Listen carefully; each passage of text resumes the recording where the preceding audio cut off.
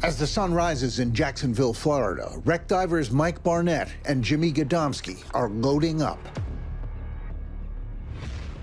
Their target today is 80 miles offshore. It's called the Prop Wreck. This is a site that came to our attention from local spear fishermen. They've been fishing the site for decades. The reason it's called the Prop Wreck is because that's one of the most prominent features you see on the bottom. You have a long drive shaft with a big squared iron propeller at the end of it. This one is pretty far offshore. We're going about 80 miles. It's going to take us a long time to get out there. Being this far offshore, there is a certain level of caution that we need to take. If we have any issues or anything like that, it's going to take us just the same amount of time to get back as it did to get out here. But it's a risk worth taking. The team has two main suspects for this wreck. Both are among the earliest known vessels lost in the greater area of the Bermuda Triangle. October 1865, just months after the end of the Civil War, the D.H. Mount leaves New York City, bound for Jacksonville, Florida. The ship is last spotted 200 miles south of Cape Hatteras, in no apparent distress. But as it approaches the outer reaches of the Bermuda Triangle, the ship vanishes. On the D.H. Mount, there were 23 passengers that were returning home. They had everything on board, from their clothes to their belongings to even dinner plates. There were several rumors as to how the D.H. Mount could have disappeared. You know, was it fire? Was it a rogue wave? We don't have any answers as to why all these passengers just vanished. If it's not the D.H. Mount, it could be a ship lost in these waters 12 years later, the SS Leo. Friday, April 13, 1877. The steamship Leo is carrying high society passengers from Georgia to the Bahamas. In the early morning hours, passengers are awakened by a disaster below deck.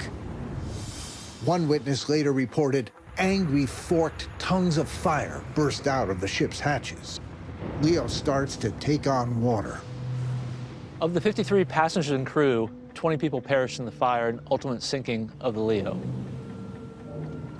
What had caused the intense fire? Newspaper articles at the time were filled with horror at the unexplained tragedy.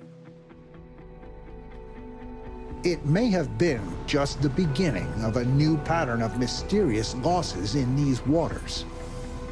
We've only had the name the Bermuda Triangle since around 1950. But when you go back and look at the Leo and the D.H. Mount, you have to wonder, could these ship disappearances have actually been the Bermuda Triangle's first blood?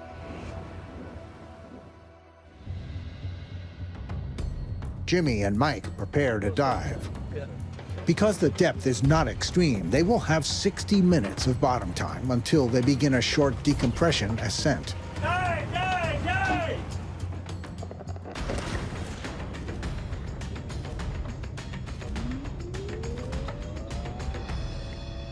They reach the bottom and the clock starts.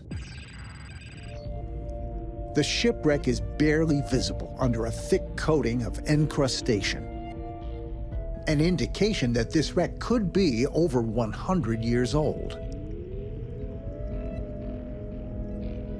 They spot the long shaft that leads them to the large propeller for which the wreck is named. Mike and Jimmy measure it. Along that corner to this corner here. It's 10 feet by 12 feet, with a design that's consistent with Civil War-era steamships. They dig the sandy bottom to see what artifacts might be buried there, and hit pay dirt.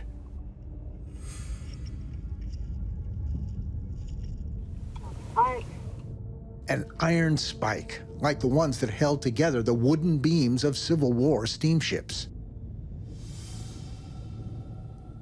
And then the team uncovers an even more significant clue.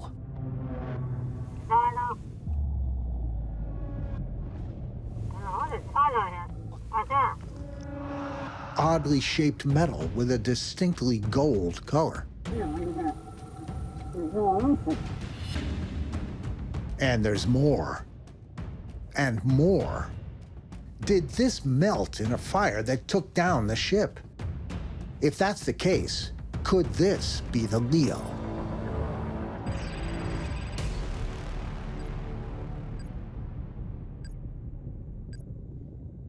Their time's almost up. And then they spot something. Right there.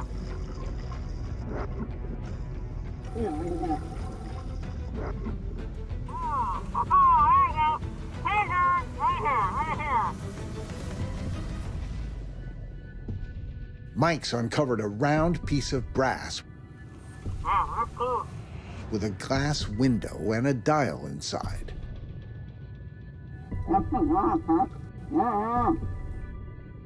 It's a pressure gauge.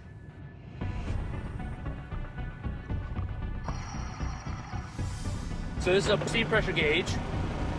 And you see the glass here, there's gonna be under here, it's kind of pushed in, but with a little bit of cleaning, we're gonna actually find a manufacturer's information, maybe a date or a serial number that we can trace back to the actual vessel. This gauge measures the pressure on a steam engine boiler.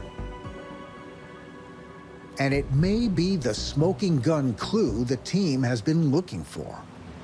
To know the answer, Mike takes the gauge to be professionally restored. This artifact potentially has some very important information that can help us identify this wreck. So we're gonna go talk to an expert and see if he can reveal a little more information for us on this gauge.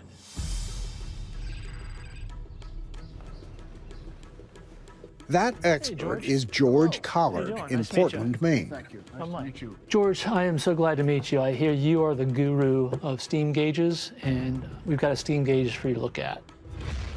Mike is hoping this gauge will finally reveal whether he's found the DH mount or the Leo. What kind of important information would a gauge have that would potentially help us identify a shipwreck? Well, if you find serial numbers, you can try to reference the date of the gauge's manufacture. Well, let me show you our steam gauge. I'll show you first what it looked like when we found it on the bottom of the wreck. So this is when we originally found it. Oh my gosh, you just picked it up back. Oh, wow. Yeah. Oh, yeah.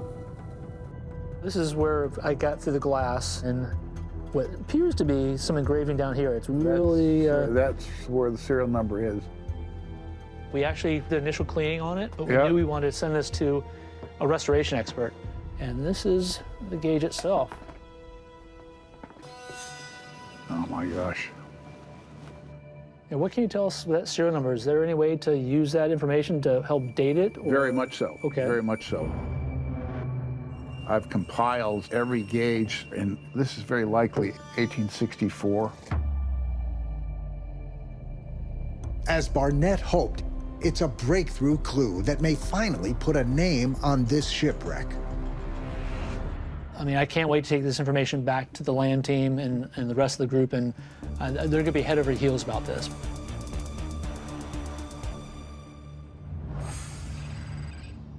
With the gauge information in hand, Mike meets up with Jason Harris and Jimmy Godomsky.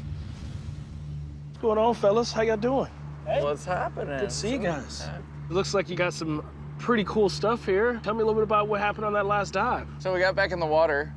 We got an amazing artifact. We found a pressure gauge. This is right near the boiler and the engine. Now it's cleaned up and you can decipher a lot of information. I took this to a steam engine expert, and he determined this was most likely built 1864. That date makes a strong case for one of the two missing ships. This came off the Leo. Yeah, I think it makes sense because based on your numbers, so we know the DH mount was built in 1863, and Yeah. the Leo, which was built 2 years later in 1865, this number seems like it corresponds more to the Leo than the DH mount. Would you agree with that? Definitely, yeah. This came off the Leo. The gauge was made in 1864, a year after the DH mount went to sea. But the team's other suspect, the Leo, launched in 1865. It's a perfect match. This artifact had to come off the Leo. One big question remains. What caused that mysterious fire that sank the Leo? Jason Harris has new answers. You know, doing a little bit of digging, there were some things that jumped out as regards to the Leo in particular. They had some really interesting cargo. They were carrying a case of china, was one of the particular pieces of information we learned. And they were carrying roughly about 130 plus gallons of gin. Jason's found eyewitness accounts saying crewmen were securing loose cargo when their lantern ignited fumes from a broken cask of gin. It was alcohol that triggered the blaze. And adding all the clues together, the team can finally identify this wreck. I think we have a really, really strong case. I mean, this is almost insurmountable, the amount of information and evidence we've provided. I think this is indeed the Leo.